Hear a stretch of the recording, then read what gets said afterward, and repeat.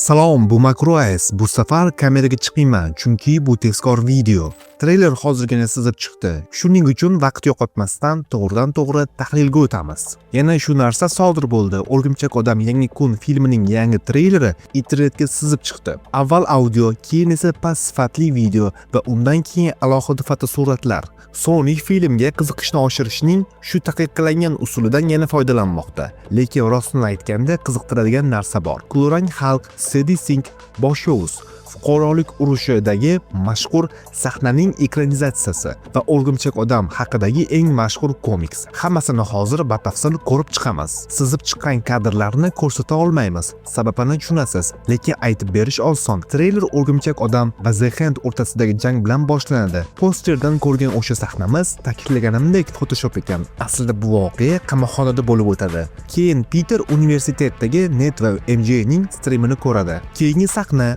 o'rgimchak odam web shooterlarini kiymoqchi bo'ladi, lekin ular devorga uchib ketadi. Sababi oddiy, unda endi organik to'r paydo bo'lgan, ya'ni qo'lidan o'zi to'r chiqadi, xuddi Tobey Maguiredagidek. Keyin Bruce Banner bilan uchrashuv. U Peterga aytadi, Hulkning mutatsion DNKsini bostirishni o'rgangan va qo'lidagi qurilmani ko'rsatadi. Keyin hazil qiladi. Agar Peter Bruce'ni shu qurilmasiz ko'rsa, qochish kerak. Shundan keyin treylerda to'xtovsiz action boshlanadi. Peter to'rda uchadi. Tavsiyaga ko'ra, organik to'r ancha tezroq uchish imkonini beradi. Shuning uchun Peter qush kabi uchadi. Hamma narsa gurilib, kimningdir to'yiga qulab tushadi, keyin uni tank uradi. Damage Control rahbari The Hand klani lideri bilan gaplashadi va nihoyat CD Sync'ning yuzi ko'rsatiladi. Yuzi qorong'u va negadir Thunderbolts'dagi Void'ga o'xshaydi. Keyin New Yorkda portlash. Portlashdan keyin hamma odamlar muzlab qoladi. Faqat o'rgimchak odam va jazolovchi harakatlanadi. Keyin yana bir sahna. CD Sync odamlarni ongiga kiradi. Tavsiyaga ko'ra, u shu yo'l bilan o'rgimchak odamga yetib bormoqchi. Treyler tinchlanadi va ziyofatga qaytadi. Peter Netning xonasida o'rgimchak odam suratini ko'radi va do'stlari uni izlayotganini tushunadi. Xonaga MJ kiradi va treyler yana actionga uchadi. Yana to'r ishlamay qoladi, Peter yerga qulaydi.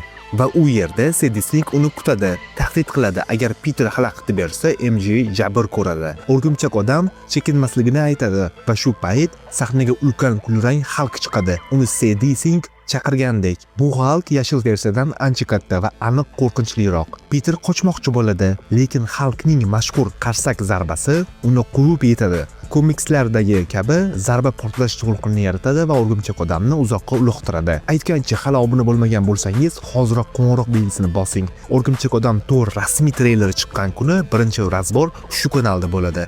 O'rgimchak odam MJning uyiga keladi va u xavf ostida ekanini aytadi. MJ Peter bilan ketishga rozi bo'ladi va ular birga to'g'rida New York osmonida uchadi. Aytishlaricha, bu sahna Tobey Maguire, Kristen Dunst bilan uchgan sahnaga o'xshaydi. Peter qizni jazolovchiga olib keladi va Frankka aytadi, boshqa yordam so'raydigan joyi qolmagan. Jazolovchi va MJ bir-biri bilan gaplashadi. Treyler qamoqxonaga ko'chadi. U yerda kaltaklangan Peterni The Hand klani o'ldirmoqchi. Shu payt Mexolaning ovozi yangraydi. Mas'uliyat haqida va Peterga ishonishi haqida. Xuddi shu payt Ninjaning yulduzchasi uchib keladi va o'rgimchak odam to'rdan tornado yasab The Hand klanini tarqatib yuboradi. Organik to'r tufayli yangi kuchlar. Keyin Parker xolasining qabriga keladi va qanchalik sog'inganini aytadi. Treylerning epik yakuni. Kulrang Hulk o'rgimchak odamning ustiga butun bir binoni uloqtiradi. Peter uni qo'llarida ushlab qoladi, xuddi afsonaviy komiksdagi kabi. O'sha komiksda Peter butun Daily Bugle binosini ushlab hatto ko'targan edi.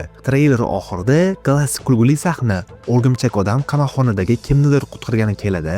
Qorovullar aytadi, Peterni osongina to'xtatishdi. Peter hazil qiladi va bir soniyada qorovullar yiqilib yotadi. Peter kimni qutqargan? Bu Daredevil ikkinchi mavsumini ko'rmaganlar uchun sir. Va shunday tuyg'u bor, bu slifni Marvelning o'zi chiqargan, hype ko'tarish uchun. Shunda barcha blogerlar bitta o'rniga ikkita razbor qiladi. Kinematik koinot uchun oson ahvat. Hatto Kevin Feige slifdan g'azabda degan yangiliklar ham tezda paydo bo'ldi. Albatta, hech kim g'azabda emas. Marvel 5 yildan beri filmlarni shunday targ'ib qilmoqda. Birinchidan, treylerda Boomerang ham, Tarantula ham, Tombstone ham yo'q. Marvel butun treylerni O'rgimchak odam va Hulk deb ko'rsatmoqda, lekin biz bilamiz, kuldirang Hulk bosh yovuz bo'lmaydi. CD Sink ham bosh yovuz emas. Garchi treyler shunga ishora qilsa ham, sizib chiqqan o'yinchoq shuni ko'rsatdiki, Marvel CD Sink obraziga pushti rang tanlagan, xuddi komikslardagidek Jean Grey kabi. Treylerdagi bir gap yovuz kimligiga ishora qiladi. Audio versiyada Bruce Banner kimdandir so'raydi,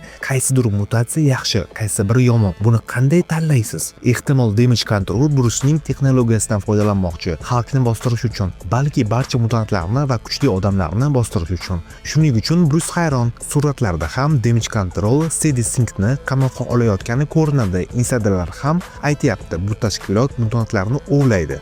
Filmning eng katta jangida 500 mil radiusdagi barcha odamlarni muzlatgan kuch bu Jean Grey edi. Bu CD Sink rolini yana bir bor tasdiqlaydi. Lekin qiziq tomoni, barcha treyler va sliflarda uning sehri negadir Peterga ta'sir qilmaydi. Yo Jean uni o'ziniki deb ayaydi yoki Peterda immunitet bor. Sizib chiqqan audioda aynan shu immunitet haqida gapiriladi. Ko'rmaydigan dushman bilan qanday jang qilamiz? Sen yagona immunitetga ega odamsan. Ehtimol gap O'rgimchak odamning sezgisi haqida.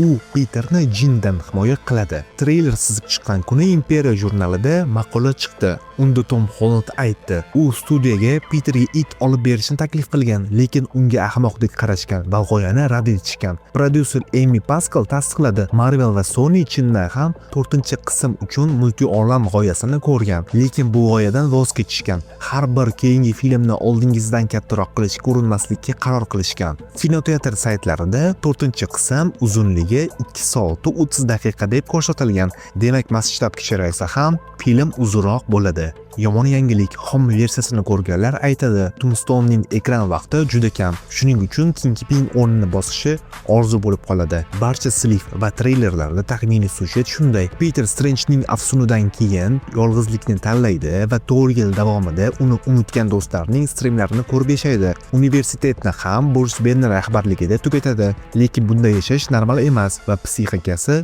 buzila boshlaydi. Bu DNKda o'zgarishlar zanjirini ishga tushiradi. Peter Damage Controlga maslahatga boradi, uni yaxshi deb o'ylab. Keyin Bruce Bannerga, u butun umri shu muammoga duch kelgan. Jazolovchi esa Damage Controlga qarshi kurashadi va Peterga tikan bo'ladi. Jean Grey ham shu tashkilotga qarshi, lekin Peter bilib qoladi, hukumatdagi do'stlari aslida mutantlarga yordam bermaydi. Ular hammaga oq ro'yxat qo'ymoqchi va super kuchlarni bloklamoqchi. O'rgimchak odam erkinlik cheklanishiga qarshi, lekin muammo shundaki, u hammaga qarshi chiqishi kerak. Chunki Jean Grey va jazolovchining usullari ham yaxshi emas. Sujet bo'yicha finalda kulrang Hulk bilan ultra epik jang kutilmoqda. Yangi imbator, oshgan kuch va hech qayoqqa ketmagan zubkolik bilan Peter Hulkni yengadi. Damage Controlning maxfiy rejasini ommaga ochadi va Jean Greyga o'rgatadi odamlarni mayib qilish yaxshi g'oya emasligini. Lekin 3 ta savol qoladi. Birinchisi, haqiqiy yovuz kim? Chunki na Skorpion, na Zehen klani bu rolga to'g'ri kelmaydi va Hulkdan tashqari kimnidir finalda chiroyli mag'lub qilishi kerak. Ikkinchidan, nega Peter hali ham Doomsdayga qo'shilmagan?